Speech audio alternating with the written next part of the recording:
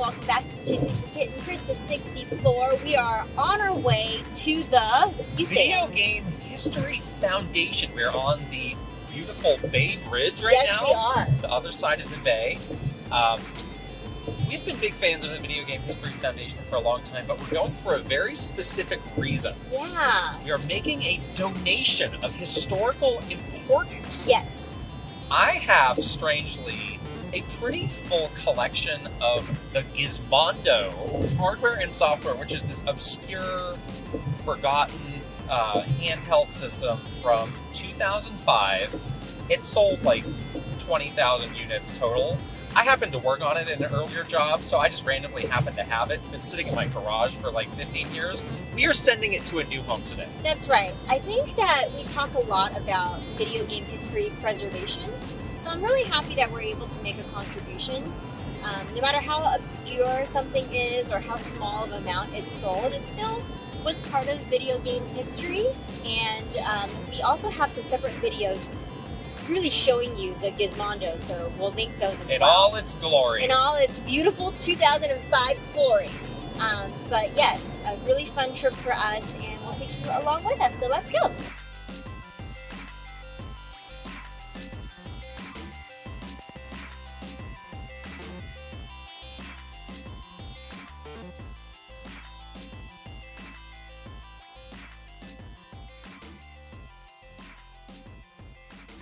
All right, so we have made it across the bridge. We're here. We're here. Welcome. Wonderful Frank. Yes. Hi, Good to see you Frank. again. Wonderful Frank. Yes. Wow. So good to see you again. That's my new nickname, Wonderful It is. Frank. Wonderful Frank. It's really great to see you guys again, too. It's been a really, really long time.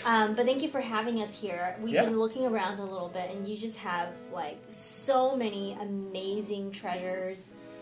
You guys are doing such important work here, so we're super appreciative to make a donation, but also to learn about all the stuff that you guys have been working on. Yeah, and I guess a good place to start is just, what is the foundation and how did you get started with it? Sure. So Video Game History Foundation, we're a nonprofit that is, preserving video game history. What we think is the problem is not playing the games, it's understanding them. So what we try to capture is context. I don't know. You guys like Nintendo, right? Let's use Nintendo as an example, right? Like, let's just use, I don't know if this is in the frame, but probably Super Mario, right? Super Mario Brothers, just out of context, you give it to a kid, and they play it, right? And it's like, what they'll extrapolate a lot from just like, okay, it's fun to play, he jumps, like they'll sort of like understand the mechanics, they might even have fun, right? But that doesn't really capture what made Super Mario Brothers important in its day. Like, you can't do that by only having access to a game. You need context. You need the cover on Nintendo Power. You don't get that from playing the game, right? Like, you don't understand why decisions were made in the game, where the ideas came from, none of that. So we're trying to make sure that if people want to tell the story of video games, that they have access to what they need to understand what they were in their time. Yeah. Something you explain on your website is that compared to other entertainment formats, a lot of work in this area has not really been done. Yeah. Why do you think that is? It's just how young the medium is. I don't know exactly when, for example, film preservation got taken seriously, but it wasn't that long ago, and it was fairly significantly after, I think, the invention of film. I was going to ask, in a perfect world, like, who does hold the responsibility for this? Is it the individual, like, developers and publishers? Should the ESA think about this? Is it groups like the foundation? That's what libraries and archives are for.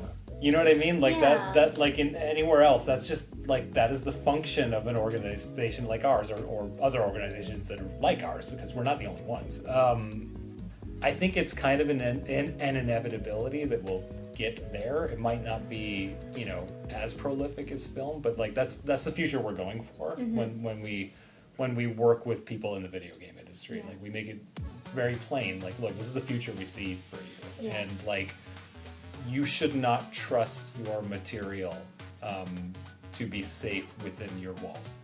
Cool. Awesome. Well, great. Let's look around. Let's look around. Yeah. All right, so we have aisles and aisles of smiles. Tell us about the cool stuff that you have. Yeah. Now we were looking at some cool artwork from one of my favorite games, which is Sure. that Aladdin game. Yeah. That I really want to show. So were you an Aladdin Sega or an Aladdin Super Nintendo? Super Nintendo. Okay, this is Genesis. I'm It's sorry. okay. It's okay. But I used to love the Disney, Capcom era of games. Yeah. And you have some treasures in here for sure. So these were all donated by, this guy, Mike Dietz, who was the art director on this game. This is all the material that he had kept. So this is the game design document, at least version 2.1 from March 3rd, 1993, of the Aladdin game design. Yeah.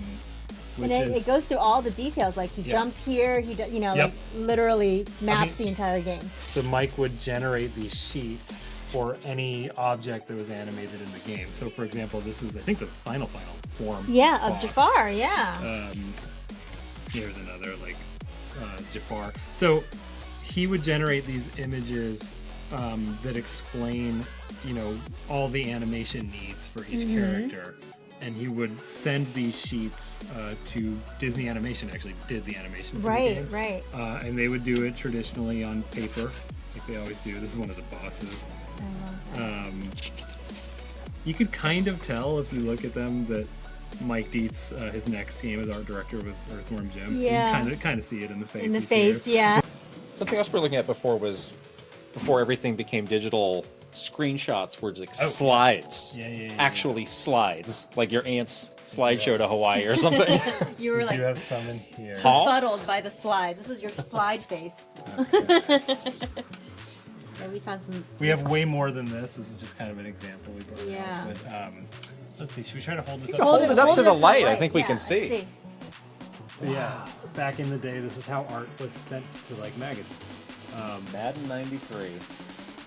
Oh my. You're both too young, I assume, to have had to have done this. We did not do this. Looks so cool though. Yeah. This was before you could just email screenshots or FTP link At or least they're whatever. labeled. Yeah. Yeah, that's true. That's Yeah. what I can say. Yeah. I You have mean- one of Super Mario 64. Too. Yeah. I think that was one of my favorites. So this is, your typical 35 millimeter, right? Right, right. Smaller things, but sometimes you get these 4x5s for usually for bigger pieces of art. Yeah. These were handed out at what is the name of Nintendo's show? Space World? Space World. This is the My Space favorite World. thing ever. The Space World reveal of Mario 64. Wow. These were handed out. So, I think the fans picked out a lot of minute detail. The bullet. Are they called bullet bills in this game? I don't remember. Yeah. This guy and this guy are very different looking than they are in the final game. Oh Yeah. yeah, you're right. Yeah. Yeah. It's all still kind of prototypey back then, or the Yeah. pre-launch as we used to call it. Yeah. If you look at Mario, these are backwards, aren't they? Oh, there we go. If you look at Mario's head next to the lives, it's a much different design. It's like a little pixely face, kind of looks Paper Mario-ish almost. But yeah, these are So cool. all of the previews in magazines for Mario 64 when Yeah. it was announced. They all just use these screenshots. Okay, actually, this was an interesting thing from before. This is the English version of Final Fantasy II on the NES, which never came out.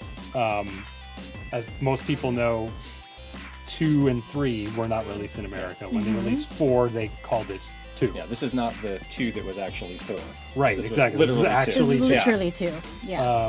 And it's it's a sample on it. They weren't done yet, but it is fully playable. It's fully localized. It's not a very good localization. It's kind of rough, but it's complete. And they were marketing this game at trade shows at the time.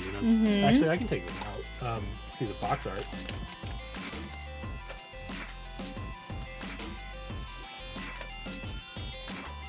They had a whole mock-up box and I mean, everything. they did. That They, logo's wild. Isn't it? yeah, this looks like What is going on here with this Listen, very graph. Japanese chart? Yeah, I mean it's like, listen, I know RPGs aren't a thing yet here, but they will be. The number goes The up by this. traditional and the RP. Okay, great. So cool. Yeah, it's magazine land. Show us your best and brightest here. Best and brightest of the magazines. Wow. Okay. this one. I yeah, like we were this ta- one. We Yeah. were talking about this story. This is the lesson in the ancient lesson of don't get sued. Right. So And here we don't mess go. with Nintendo. This is your first issue of this magazine. This is the premiere issue. Premiere of issue. Game Players anything. Game Players. If you want to scroll down for a second, move down. This became a proper magazine, Game Players multi-format, right? But the beginning, the very, very first issue, they were kind of bouncing between guides for Nintendo and computer. Yeah, So yeah. this You is can issue see one of Game Nintendo, Players, Guide to very Nintendo. prominent, Yeah. giant block letters, and Right. then what happens? Well, Nintendo was like, yo, don't do that. That looks like a Nintendo product. So they still had printed a bunch. So their compromise for a while was to put the sticker on, like, yeah, Massive. it's not affiliated with Nintendo. And Oh, then boy. when they went to reprint, they changed it to de-emphasized this, yeah. Nintendo a lot. See, Nintendo's been doing this for a long time, people.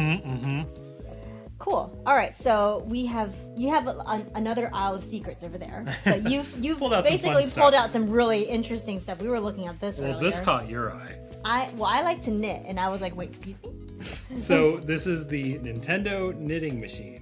That is the name of it. This was something that Nintendo of America, way back in 1987, they went to a trade show, and they had this thing, and they were there seeing if store buyers might be interested.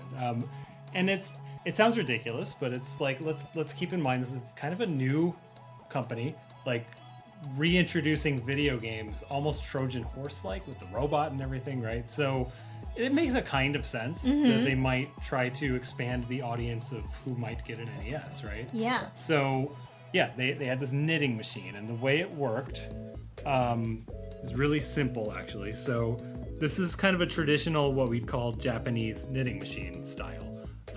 Each row, you would define on these hooks what color each one was. You would do that with the Nintendo software that's on the TV. And then this thing, once you were set up, you would slide this to knit that row. As it slid by, it would hit the A button right there. So like the thing had no electronics. It just had a thing to put the controller in. Yeah. And all you do is hit A, and then your software would jump up a line and tell you what the next line is. That is unbelievable. We were robbed. Oh, you said your viewers are into the Power Glove. Who isn't? possibly, right? Yeah, Look at exactly. This kid. Got a little punchable face, but He does. You see the slogan: a better link between man and machine. Wow. Right? We're going for it, guys. Some We're people are going still for working it. on that. Yeah. All right. Yeah. Introducing the Power Glove. Whoa! Lightning in the eyes. Oh, we got the marketing plan and That's right. Yeah. everything here. When, The moral panic of Pokemon. Oh no. Oh, is this the the children. Is this the devil, the satanic panic? I forget if it touches on that directly, but it does have a section about it where it's like, oh, is this good for families Yeah. and kids? Like this was when Pokemania was at its height when it was first coming out. Yeah. We had a great question from our Patreon, 1999. our Patreon community, all about like the satanic panic era of Pokemon. So I Yeah. wonder if it was around the same time, but to have it be front page, JD. the cover of a magazine like Time just makes you kind of realize how prolific. Yeah, and you don't get that kind of broader cultural influence just looking at Nintendo Power or Game Right. Boy. Yeah. Right. Beware of the Pokemania. Oh no. Uh-oh. Here we go. This is given out in a press kit also, I think in like 88, maybe 89. This is Nintendo flexing that they got the rights for Tetris, and screw you, Tengen, right? Like, and they commissioned this painting, This is ridiculous. this beautiful Can painting. you imagine Fly today. what this would... Look at Mario. Look at that face. Oh my goodness. Cold War over. Yeah, Yeah. The Lord. There you go. yeah, but this is just like, it's just ours, no one else has it. Better carefully put it down. Case closed. Can't be seen with this. So these are cool. So in the late 80s, this might be like, yeah, it's probably like 89, so I'm guessing where these are from. No, 90, because Mario 3's on there. If you were making licensed Nintendo product, you needed the official art, right? So this is the official art Aha. from that era. Oh. At this time, I think this is brief, they decided that the Koopa design from the Mario Super Show was the only canon Koopa at this point. So that's why. Wow. But the rest of this, for the most part, is going to be the Nintendo Japan art. Oh yeah. So like any T-shirt from that era, you know, any Yeah. pencil case, any backpack, like Yeah. anything that was a licensed Nintendo product. Would use this official artwork. Right. And there's a bunch of it. Yeah, for and further licensing information. Oh, sorry. Yeah, it has like all that stuff. Like Leisure this Concepts. disclaimer. Pre Yeah. Mario Kart, but it's all this racing stuff. I was gonna say yeah, and like the glider looks pretty similar to Yeah. the glider on Mario Kart. Oh, that's a good call. I think these are actually Interesting. from, I can't think of the name. F1 Race, I think? Yeah, F1 Race in Yeah, Japan. F1 yeah. Race 2 is, I think, I what like these this are. like Mario Bart. Right, of yeah. him on Yeah. a skateboard because that's You probably got the most to. popular Somebody back in in the America day. asked for Yeah. that. Somebody in America. Yeah. I actually find these really fascinating because this is like official character art from Mario 1.